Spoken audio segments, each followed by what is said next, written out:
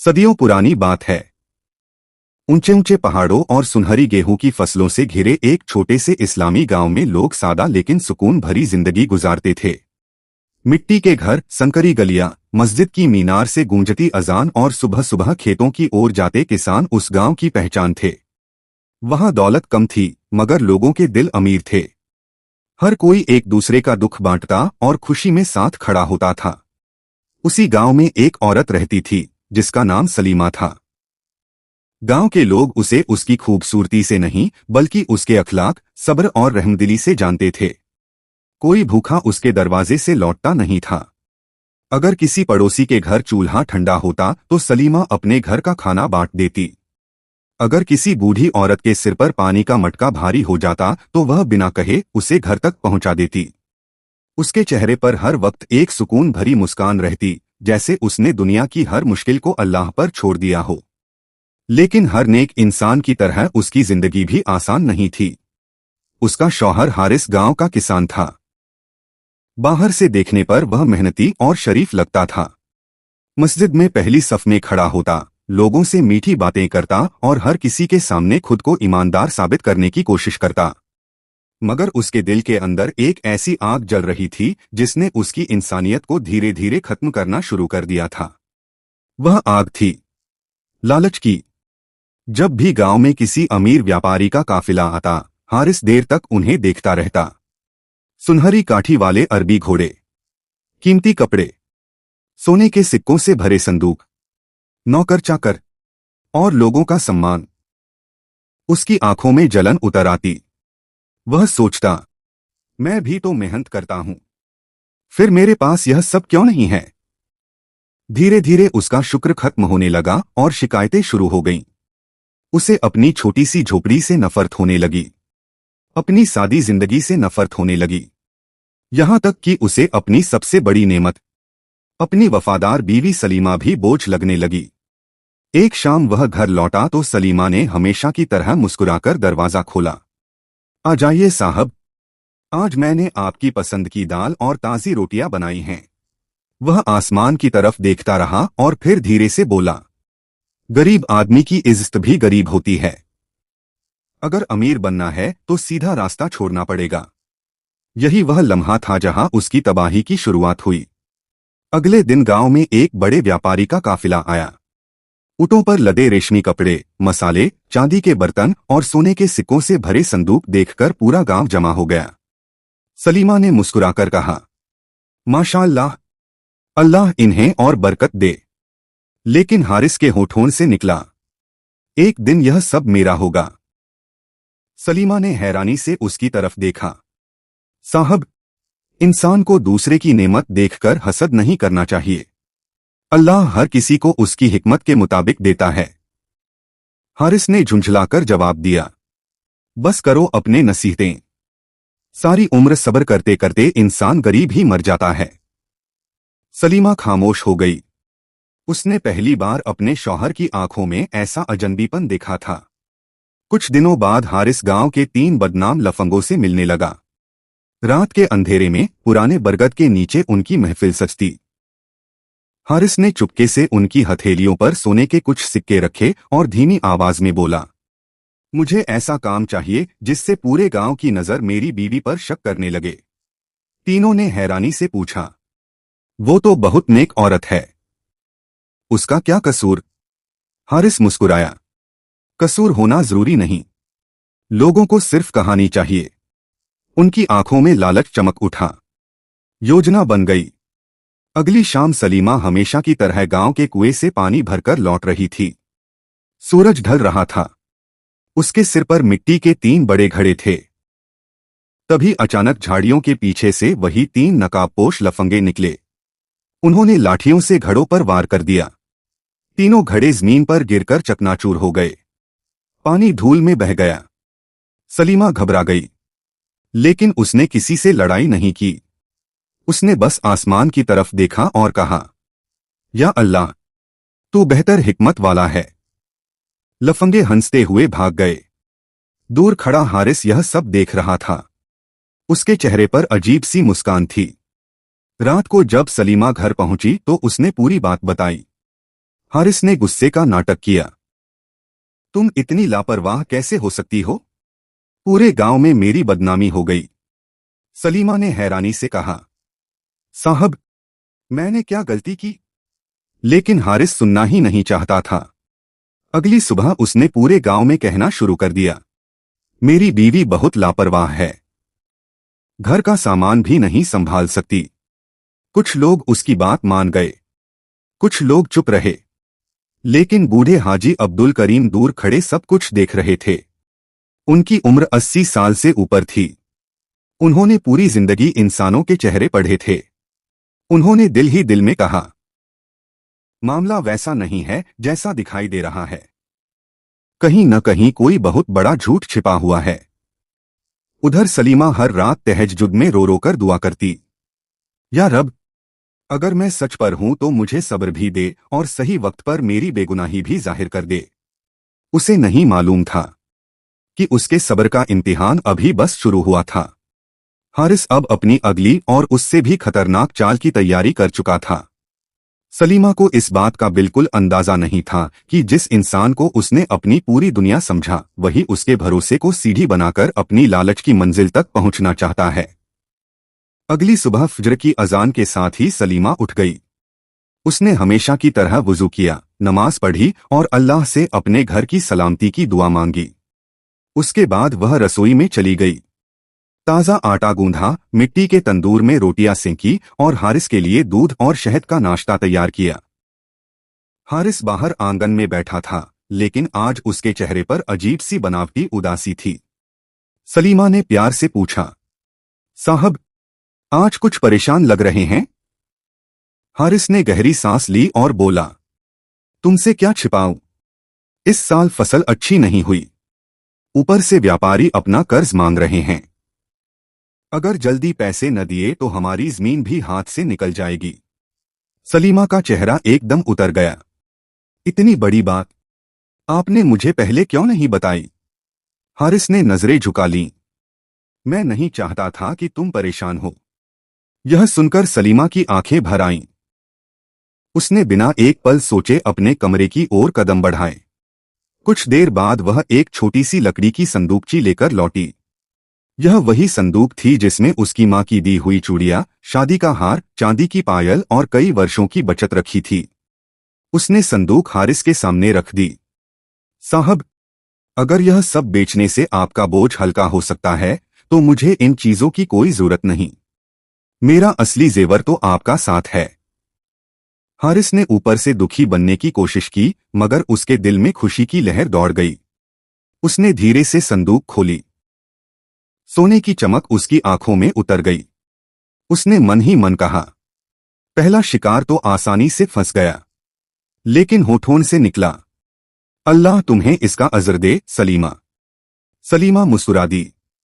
उसे क्या पता था कि यह सब किसी कर्ज के लिए नहीं बल्कि हारिस की बढ़ती हवस के लिए था। 2 दिन बाद हारिस शहर गया। गांव वालों ने समझा कि वह कर्ज चुकाने गया है, लेकिन सच कुछ और था। वह सीधे उस पुराने जुएखाने में पहुंचा जहां अमीर व्यापारी और लालची लोग रात रात भर दांव लगाया करते थे। उसने सलीमा के गहने बेचकर मिले सारे दीनार मेज पर रख दिए। पहले कुछ दांव जीता, उसका लालच और बढ़ गया। फिर उसने और बड़ा दांव लगाया। इस बार वह हार गया। उसने फिर दांव लगाया, फिर हार गया। कुछ ही घंटों में सलीमा की पूरी जमापूंजी उसके हाथों से रेत की तरह फिसल गई। जुएखाने से निकलते समय उसकी जेब खाली थी, लेकिन उसके दिल में पछतावा नहीं था। वह सिर्फ यह सोच रहा था, अगर और पैसे मिल जाए तो सब वापस जीत लूंगा। घर लौटते समय उसने रास्ते में अपने चेहरे पर उदासी ओढ़ ली। घर पहुंचते ही सलीमा दौड़कर आई। क्या हुआ साहब? कर्ज उतर गया? हारिस ने गहरी सांस ली। कुछ तो चुका दिया, मगर अभी भी बहुत बाकी है। सलीमा ने शुक्र अदा किया। उसे लगा कम से कम मुसीबत टलने लगी है। दिन बीतते गए। हारिस का लालच अब पागलपन बन चुका था। एक रात उसने फिर वही 3 लफंगे बुलाए। बरगद के नीचे बैठकर उसने धीरे से कहा, अब दूसरी चाल चलनी होगी। एक लफंगे ने पूछा, अब क्या करना है? हारिस बोला, इस बार पूरे गांव को यकीन हो जाना चाहिए कि मेरी बीवी बदनसीब है। कैसे? हारिस मुस्कुराया। कल रात मेरे खेत के आधे गेहूं के बोरे चुपचाप निकालकर करीम के खाली खलिहान में छिपा देना। तीनों ने हामी भर दी।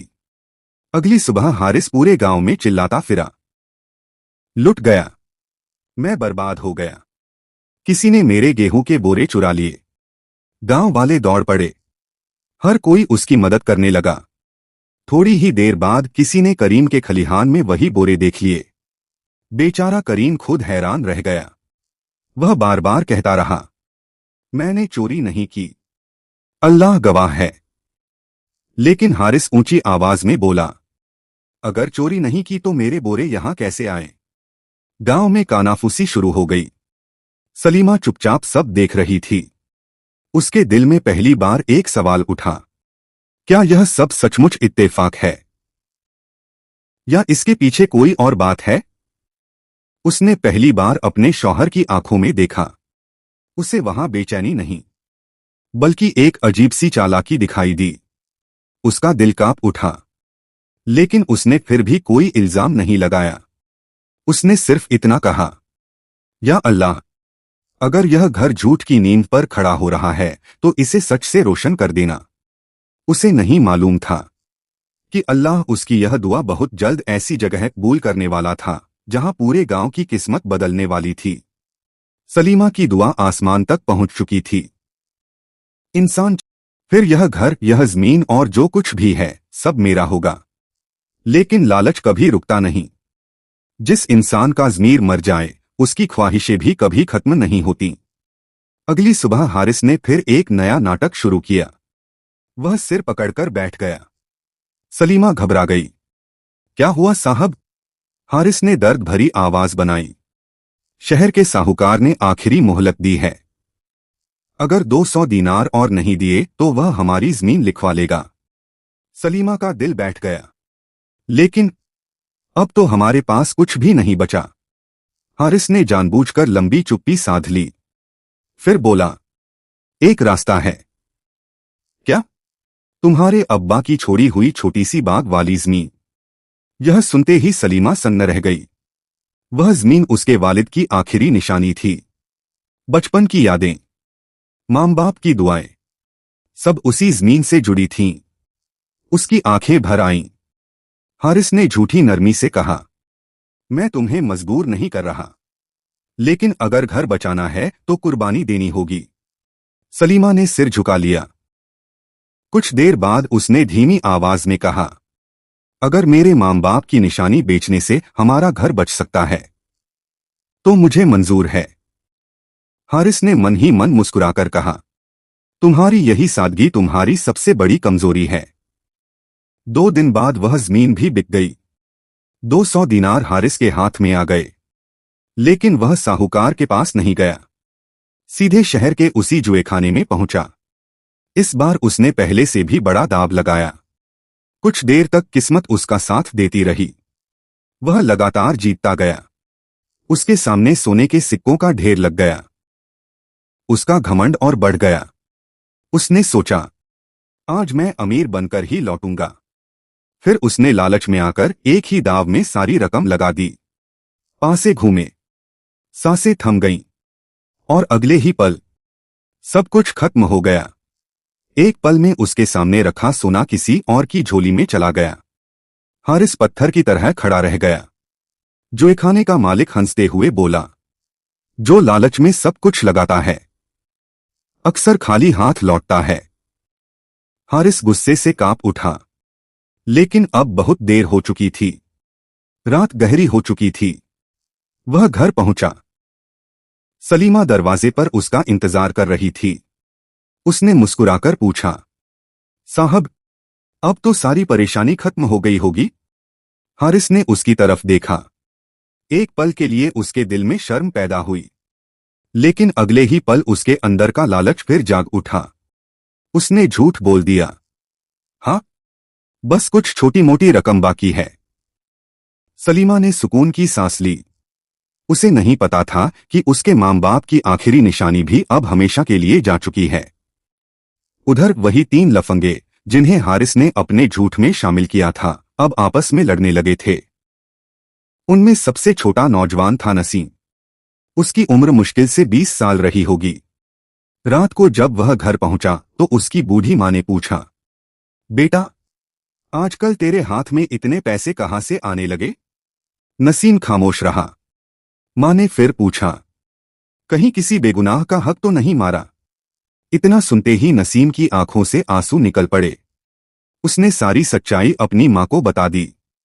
कैसे हारिस ने पैसे देकर उनसे घड़े तुड़वाए, कैसे गेहूं के बोरे छिपवाए, और कैसे वह अपनी ही बीवी को बदनाम कर रहा है।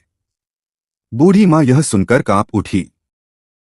उसने बेटे का चेहरा अपने दोनों हाथों में लिया और कहा, बेटा, गरीब होना शर्म की बात नहीं, लेकिन किसी बेगुनाह पर झूठा इल्जाम लगाना अल्लाह के गजब को बुलाना है। नसीम रोते हुए बोला, अम्मी, मुझसे बहुत बड़ा गुनाह हो गया। मां ने जवाब दिया, गुनाह से भी बड़ा गुनाह यह है कि इंसान तौबा न करे। अगर अल्लाह से माफी चाहता है तो सच बोल, चाहे पूरी दुनिया तेरे खिलाफ हो जाए। उस रात नसीम सो नहीं सका। हर बार जब आंख बंद करता उसे सलीमा का मासूम चेहरा दिखाई देता। उसे अपनी मां की बातें याद आती। और दूसरी तरफ हारिस को यकीन था कि अब उसकी जीत तय है। उसे बिल्कुल अंदाजा नहीं था कि उसकी बर्बादी अब उसके अपने ही खरीदे हुए आदमी के दिल से शुरू होने वाली है। सूरज की पहली किरण अभी गांव की मस्जिद की मीनार पर ही पड़ी थी कि पूरे गांव में एक नई खबर आग की तरह फैल गई। हारिस अपनी बीवी को तलाक देने वाला है। लोग हैरान थे। कुछ लोग कहते, इतनी नेक औरत के साथ ऐसा क्यों? तो कुछ वही थे जो हारिस की बातों में आ चुके थे। जरूर सलीमा से ही कोई बड़ी गलती हुई होगी। गांव का माहौल धीरे धीरे दो हिस्सों में बंटने लगा। कोई सलीमा के साथ था तो कोई हारिस के साथ। उस सुबह हारिस ने जानबूझकर पूरे घर में झगड़ा शुरू कर दिया। सलीमा रोटी बना रही थी कि अचानक उसने थाली जमीन पर फेंक दी। मिट्टी की थाली टूटकर बिखर गई। सलीमा घबरा गई। साहब, क्या हुआ? हारिस गरजा, तुम्हारी वजह से मेरी किस्मत बर्बाद हो गई। मैंने क्या किया?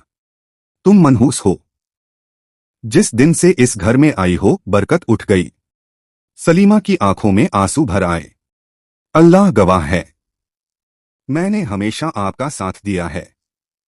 लेकिन हारिस सुनने नहीं आया था।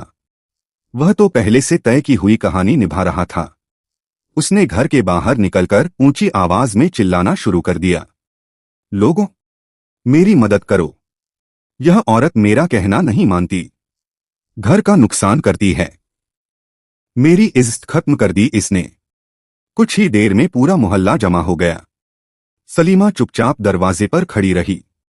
उसने अपने बचाव में एक शब्द भी नहीं कहा, क्योंकि उसे यकीन था जिस सच का गवाह अल्लाह हो उसे इंसानों के सामने बार बार साबित करने की जरूरत नहीं पड़ती। भीड़ में खड़े बूढ़े हाजी अब्दुल करीम सब कुछ गौर से देख रहे थे। उन्होंने हारिस के चेहरे पर गुस्से से ज्यादा बनावटीपन देखा। उन्होंने सलीमा के चेहरे पर डर नहीं बल्कि बेबसी देखी। उनके दिल में शक और गहरा हो गया। उसी शाम हारिस सीधे काजी के पास पहुंचा। उसने झूठे आंसू बहाते हुए कहा, हुजूर, मेरी बीवी मेरी बात नहीं मानती, घर की बरकत खत्म कर दी। मैं अब इसके साथ नहीं रह सकता। काजी ने गंभीर आवाज में कहा, इस्लाम में निकाह बहुत बड़ा रिश्ता है। बिना वजह तलाक पसंदीदा अमल नहीं। दोनों को साथ बुलाया जाएगा। 2 दिन बाद अदालत बैठी। पूरा गांव जमा था। लकड़ी का ऊंचा मंच, बीच में काजी, दोनों तरफ गांव के बुजुर्ग और सामने खड़े थे हारिस और सलीमा। चारों तरफ सन्नाटा था। काजी ने सबसे पहले हारिस की तरफ देखा। बताओ, तुम तलाक क्यों चाहते हो? हारिस ने सिर झुका लिया। फिर धीरे धीरे रोने का नाटक करते हुए बोला, हुजूर, मैंने इस औरत पर बहुत एहसान किए, लेकिन यह मेरे साथ वफादार नहीं रही। इसने मेरा माल बर्बाद किया, मेरी बात नहीं मानी और मेरी जिंदगी जहन्नुम बना दी। काजी ने पूछा, कोई गवाह? हारिस तुरंत बोला, पूरा गांव जानता है। भीड़ में कुछ लोग सिर हिलाने लगे। काजी अब सलीमा की तरफ मुड़े। बेटी, तुम क्या कहना चाहती हो? सलीमा ने सिर झुका रखा था। कुछ पल तक खामोशी रही। फिर उसने बेहद शांत आवाज में कहा, हुजूर, मैं सिर्फ इतना जानती हूं कि मैंने अपने शौहर को कभी धोखा नहीं दिया। जो मांगा दे दिया। गहने दिए, बचत दी, अपने वालिद की जमीन तक बेच दी। अगर इसके बाद भी मैं बुरी हूं तो फैसला अल्लाह पर छोड़ती हूं। पूरे दरबार में सन्नाटा छा गया। उसकी आवाज में कोई बनावट नहीं थी, सिर्फ दर्द था। काजी ने पूछा, क्या तुम्हारे पास अपनी बात का कोई सबूत है? सलीमा ने धीरे से कहा, नहीं, मेरा गवाह सिर्फ मेरा रब है। हारिस के होठों पर हल्की मुस्कान आ गई। उसे लगा, अब जीत उसी की होगी। उसी समय अदालत के बाहर हलचल हुई। एक नौजवान कांपते हुए अंदर आया। उसके पीछे उसकी बूढ़ी मां चल रही थी। वह था नसीम। पूरा गांव उसे देखकर हैरान रह गया। हारिस का चेहरा एकदम सफेद पड़ गया। उसके दिल की धड़कन तेज हो गई। उसे महसूस हो गया, जिस राज को उसने हमेशा के लिए दफन समझा था, वह आज खुद चलकर अदालत में आ पहुंचा है। सूरज ढलने लगा था। काजी की अदालत खाली हो चुकी थी, लेकिन उस दिन जो फैसला हुआ था, उसकी गूंज पूरे गांव में फैल चुकी थी। जहां कभी लोग हारिस की बातों पर आंख बंद करके यकीन करते थे, वहीं अब कोई उसकी तरफ देखना भी पसंद नहीं करता था। जब वह बाजार से गुजरता तो लोग धीरे धीरे बातें करने लगते। यही है वह आदमी जिसने अपनी ही बीवी की इज्जत पर इल्जाम लगाया था। दौलत के लिए इंसान इतना भी गिर सकता है। अल्लाह हमें ऐसे लालच से बचाए। हर शब्द हारिस के दिल में तीर की तरह उतरता। जिस इज्जत पर उसे घमंड था, वह अब मिट्टी में मिल चुकी थी। दूसरी तरफ सलीमा के लिए पूरा गांव बदल चुका था। जो औरत कल तक लोगों की शंकाओं का सामना कर रही थी, आज वही गांव की बेटियों के लिए मिसाल बन चुकी थी। औरतें उसके घर आने लगीं। कोई उससे दुआ करवाता, कोई सलाह लेता, कोई सिर्फ उसे देखकर सब्र सीखना चाहता। लेकिन सबसे हैरानी की बात यह थी कि सलीमा के दिल में हारिस के लिए नफरत नहीं थी। जब भी कोई उसे हारिस को बद्दुआ देने के लिए कहता, वह मुस्कुराकर जवाब देती, जिसे अल्लाह हिदायत दे दे, उससे बड़ी कोई नेमत नहीं। मैं उसके लिए बद्दुआ नहीं, हिदायत की दुआ करती हूँ। उसकी यह बात सुनकर लोग और भी प्रभावित हो जाते। कुछ महीनों बाद गांव में एक बुजुर्ग और नेक व्यापारी आए। उनका नाम था अब्दुल रहमान। वह सिर्फ दौलतमंद ही नहीं, बल्कि अपने अच्छे अखलाक और दीनदारी के लिए भी मशहूर थे। उन्होंने गांव में कई दिन गुजारे। इस दौरान उन्होंने देखा कि सलीमा हर सुबह गरीब बच्चों के कपड़े सिलती है, दोपहर को बूढ़ों के लिए खाना बनाती है और शाम को मस्जिद के पास बैठकर यतीम बच्चों को कुरान पढ़ना सिखाती है। एक दिन उन्होंने अपने बेटे यूसुफ से कहा, बेटा, दुनिया में खूबसूरती बहुत मिल जाएगी, मगर ऐसा अखलाक बहुत मुश्किल से मिलता है। अगर सलीमा राजी हो तो मैं चाहता हूं कि वह इस घर की बहू बने। यूसुफ ने बिना देर किए सिर झुका दिया। अब्बा जान, अगर वह इतनी नेक है जितना लोग कहते हैं, तो इससे बेहतर साथी मुझे नहीं मिल सकता। कुछ दिनों बाद गांव के बुजुर्गों की मौजूदगी में अब्दुल रहमान ने पूरे सम्मान के साथ सलीमा के घर रिश्ता भेजा। सलीमा ने कहा, अगर यह रिश्ता अल्लाह की रजा के लिए है और इसमें इज्जत है तो मुझे मंजूर है। गांव की मस्जिद में बेहद सादगी के साथ निकाह हुआ। न कोई दिखावा, न शानो शौकत, सिर्फ दुआएं, सुकून और बरकत। पूरा गांव खुश था। यूसुफ ने निकाह के बाद सलीमा से सिर्फ एक बात कही, मैं तुम्हें कभी तुम्हारे अतीत से नहीं तौलूंगा। तुम्हारी इज्जत मेरी इज्जत है। यह सुनकर सलीमा की आंखों में खुशी के आंसू आ गए। उसे महसूस हुआ कि अल्लाह ने उसके सब्र का ऐसा बदला दिया है जिसकी उसने कभी कल्पना भी नहीं की थी। उधर हारिस की हालत हर दिन बदतर होती जा रही थी। जुए में सब कुछ हार चुका था। जमीन बिक चुकी थी। घर टूट चुका था। दोस्त साथ छोड़ चुके थे। वही लोग जो कभी उसके साथ बैठकर झूठ की योजनाएं बनाते थे, अब उसे पहचानने से भी इनकार कर देते। वह कई रातें भूखा सोता, कभी मजदूरी मांगता, तो कोई काम देने को तैयार नहीं होता। एक दिन गांव में भयानक सूखा पड़ा। कुएं सूख गए, खेत बंजर हो गए, गरीबों के घरों में अनाज खत्म होने लगा। हारिस के पास भी सिर्फ कुछ बोरे गेहूं बचे थे। वह उन्हें बेचकर कुछ दिन और जी सकता था। लेकिन उसी रात उसे सलीमा की कही हुई बात याद आई, जिसे अल्लाह हिदायत दे दे उससे बड़ी कोई नेमत नहीं। उसका दिल कांप उठा। वह पूरी रात रोता रहा। फजर के बाद उसने अपने सारे गेहूं के बोरे बैलगाड़ी पर रखे और गांव के चौपाल पर ले आया। उसने ऊंची आवाज में कहा, जिसके घर में खाना नहीं है, आकर ले जाए। आज यह सब अल्लाह की राह में है। लोग हैरान रह गए। यह वही हारिस था जो कभी एक दीनार के लिए झूठ बोलता था, आज अपना आखिरी अनाज बांट रहा था। जब सलीमा को यह खबर मिली तो वह खुद वहां पहुंची। हारिस सिर झुकाए बैठा था। उसकी आंखों से आंसू बह रहे थे। उसने सलीमा को देखते ही कहा, मैं तुम्हारा गुनहगार हूं। अगर हो सके तो मुझे माफ कर दो। चारों तरफ सन्नाटा छा गया। सलीमा कुछ पल उसे देखती रही, फिर आगे बढ़ी और धीमे से बोली, हारिस, इंसान से गलती होती है, लेकिन जो अपने गुनाह को पहचान ले और अल्लाह की तरफ लौट आए, उसके लिए माफी का दरवाजा बंद नहीं होता। मैंने तुम्हें उसी दिन माफ कर दिया था जिस दिन अदालत में सच सामने आया था। हारिस फूट फूट कर रो पड़ा। उसने पहली बार अपने दिल से तौबा की। समय बीतता गया। यूसुफ और सलीमा ने गांव में एक सुंदर मदरसा बनवाया जहां गरीब बच्चों को मुफ्त तालीम मिलने लगी। उन्होंने एक नया कुआं भी खुदवाया ताकि कोई प्यासा न रहे।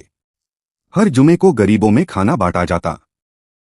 यतीम बच्चों की परवरिश की जाती। धीरे धीरे वह गांव फिर से खुशहाल हो गया। लोग जब भी अपने बच्चों को सब्र, ईमानदारी और भरोसे का मतलब समझाते तो कहते, अगर सीखना हो कि सब्र क्या होता है तो सलीमा की कहानी सुनो, और अगर सीखना हो कि लालच इंसान को कहां ले जाता है तो हारिस की जिंदगी याद कर लो।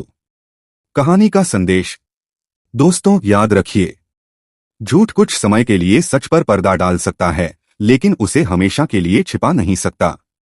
जो इंसान भरोसे का गलत फायदा उठाता है वह एक दिन अपने ही झूठ के जाल में फंस जाता है। दौलत से घर खरीदा जा सकता है लेकिन सुकून नहीं। खूबसूरती से लोग प्रभावित हो सकते हैं लेकिन इज्जत सिर्फ अच्छे अखलाक से मिलती है। और सबसे बड़ी बात, अल्लाह देर करता है लेकिन अंधेर नहीं करता। जिसके पास सब्र, सच्चाई और नेक नीयत हो, आखिरकार जीत उसी की होती है। समाप्त।